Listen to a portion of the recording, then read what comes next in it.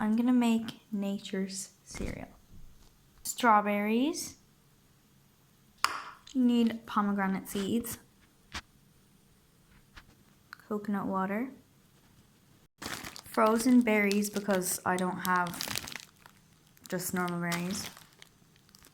And ice. Strawberries. I used 2 strawberries. I just cut it up. Pomegranate seeds.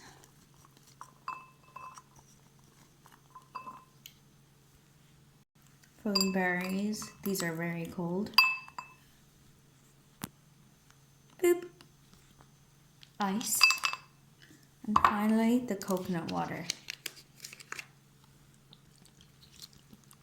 And if you're wondering what coconut water tastes like, it tastes like kind of like milk.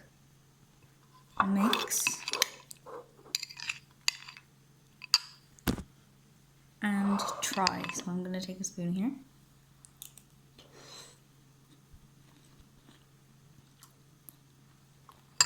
Wow.